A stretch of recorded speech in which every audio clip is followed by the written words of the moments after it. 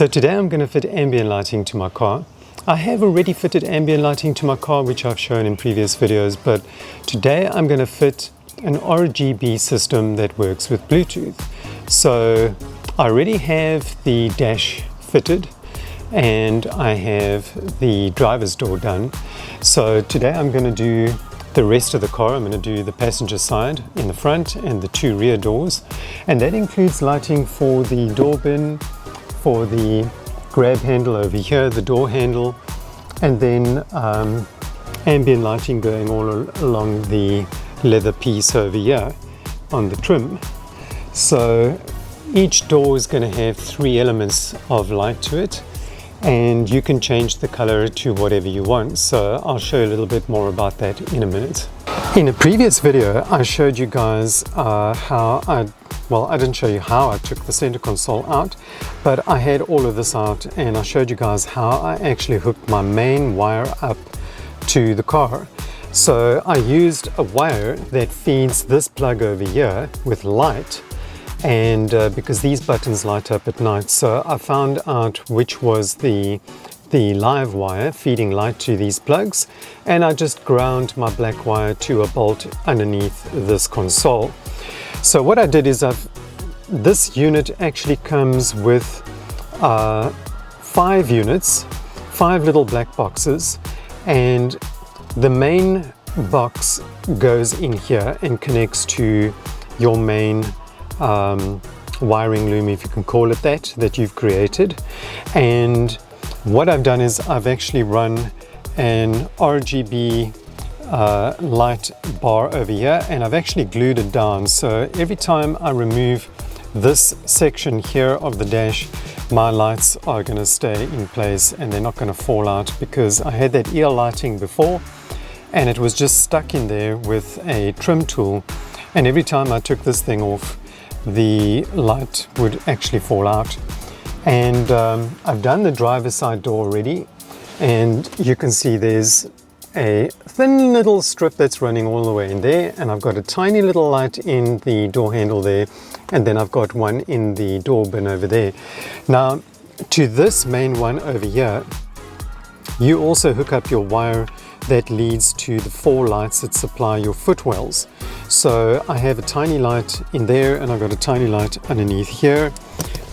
Just see if I can show you guys what that looks like. There it is over there. So that little light over there is the one that's for the footwell, and then I ran the long cable that they supply you all underneath the center console over here to supply light to underneath the 2 front seats, which provides footwell light for the rear passengers. To get this door card off, I have to remove a little trim piece over here. I've got to remove this trim piece over here. There are 2 bolts inside here that are holding this on, and then there are 2 bolts down here as well. So I'm just going to get that off now.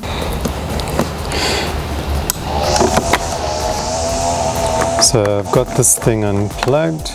So the bolt that's holding this one on over here is a Torx 20, and then these are just big screws that need to be undone. They have a slot here where you can actually get a trim tool in order to release it, and then you just got to keep prying and prying.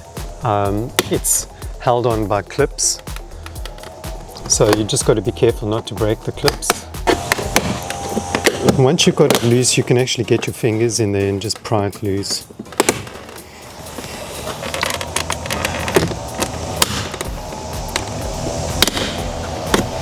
There's a screw over here, and there's a screw over there that's holding it in. Take that screw out and put it in there. The door card is loose now. So all we need to do is get, I think the easiest place is usually down here. So using this tool, you need to get one of these if you don't have one of these already, but this thing is amazing because it works the opposite of the scissors. When you press it down, it actually lifts the door card away from the door. One thing I forgot is this little speaker over here you just need to pull away and unplug it.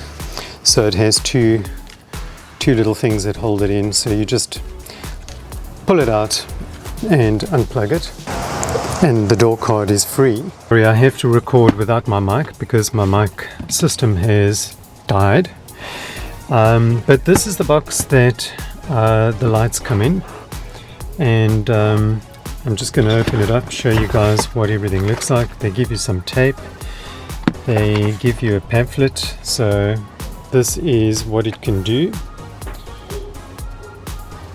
and don't need that.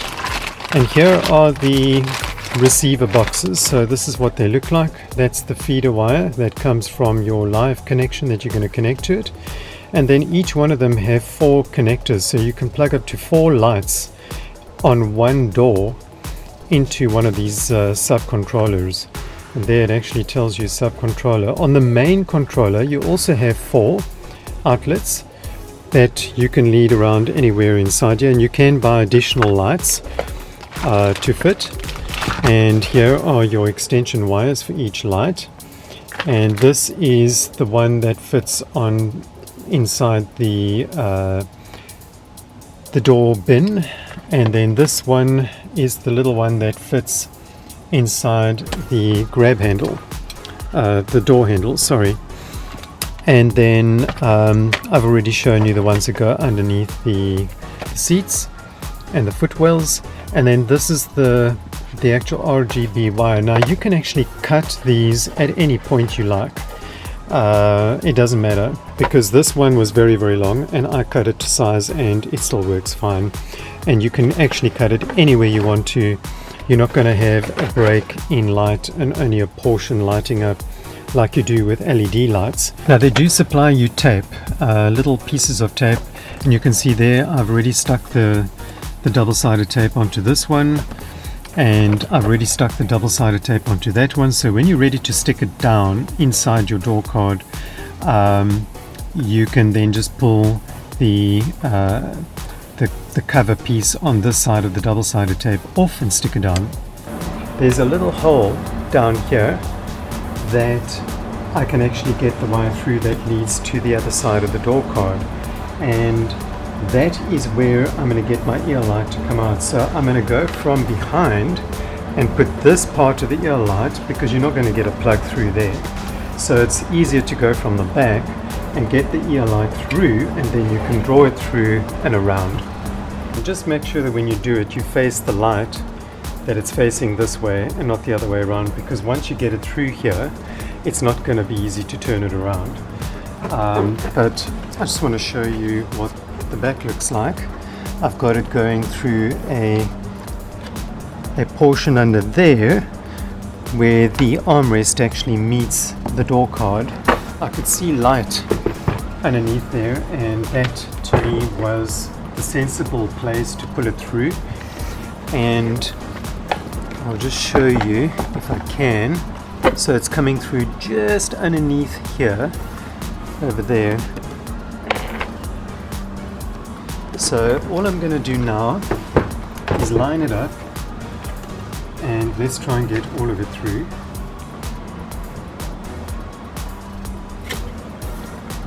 Until we have the actual wire on this side. And once I have it where I need it, I'm just going to push it in over here, and let's just feed the light through and around. And I'm not going to tuck it in completely until I've tested it to make sure it's working. Once I know it's working fine, then I will go ahead and just neaten everything up and tuck it all in. So I think for now I'm just going to do this and just loosely get it in there, if that's at all possible, because I know this door card is quite a tight fit. The lights do bend. I see there's a connector over here that they've got. right where I need to bend it. Not ideal, but anyway. I'm going to take it around over there like that, and then I'm just going to cut it so that it slots in nicely just over there. But I think that is good enough for now. These are the plugs I was telling you about. I bought I think 50 of them, so you get 25 male and 25 female, and these go together. So the ends are there, so you can connect it to any wire you want to, and you can also connect the other side to anything you want to as well. Right, so what I've done is I've put the wire that they supplied, I've plugged it into the unit, and there's the other side of the unit. So my ambient lighting is going to plug in here. So I'm only going to use 3 of these plugs, one for the strip, the other one for the door bin, and the other one for the door handle. And what I've done is I've put my plug on now. So there we go, there's my plug, and I put heat shrink on the joins, and we should have no problems. Now, in addition to this, I'm going to put automotive tape. I'm going to wrap this in automotive tape just to make sure that it can't rattle and make a noise inside the door card. They do supply double-sided tape that you can actually put on here as well, a big piece, and it sticks like hell. So you can just stick this to the inside of the door card where it's going to be out of the way and won't get snagged when you put the door card back on the car. I'm just going to drill a little hole right about there, and because of the odd angle, I'm going to have to just pull the door card away a little bit in order to get the drill bit in there. But it's quite a big drill bit, because it's got to be the same diameter as these little, I don't know what you can call them, but this has to go through the door card. So I've drilled it right there, and it's a very neat hole coming through the other side, and that's going to give my light enough place to seat. You can see that round piece of the light has to fit nicely in that hole, and that's just going to be perfect over there. So I'm going to take the double-sided tape off now and then stick it on. There we go. And now I'm going to route this wire behind here and to my box. So I just want to show you guys, for the hole down below, I've made the hole just here, and I've made it just below this piece over here, because above this is door card. Below this piece over here is door bin, so this is now going to be shining down into the door bin. There it is stuck. It's stuck on the car now, and I'm just going to turn it around, then you guys can see what it looks like. And we need this piece sticking through on this side, and this is the actual light, so the light just plugs onto that, and there you go. And what I'm going to be doing is facing the light towards the inside, because when you put the door card back on the car, you don't want it facing this way, because it could damage the light or move it, in fact. So we want to do it like that, and then what I'm going to do is I'm going to run the cable up and through here, because my controller is actually going to sit right there. That's the perfect spot for it. It's not going to get in the way there. And I've already had a look at everything here on the door card. This is the best place to put it. Right, so I just want to show you guys what it looks like. Here's the light that's running all along there. And then there's my light. You can see it's already providing ample light. This is going to be the view from when you're sitting inside the car, providing ample light in there. And then we have our little light shining down here in the handles. I can actually change the color of the lights, and I stuck the button down here, so just pressing that button changes the color of all the lights, as you can see over there.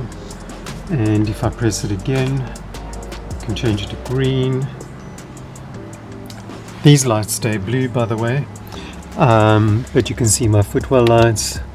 And then we're back to blue, light blue, and you can see yellow. Yellow is very insipid. I think that's pink or purple. And then white.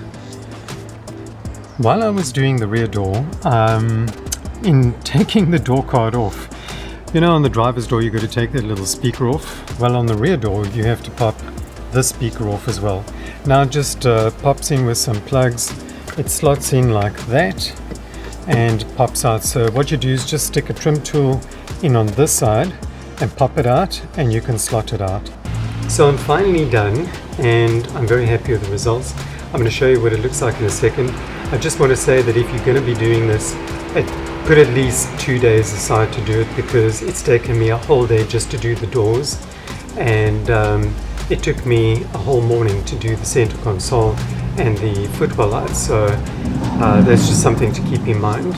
But I'm going to show you guys some shots what it looks like at night now. So enjoy.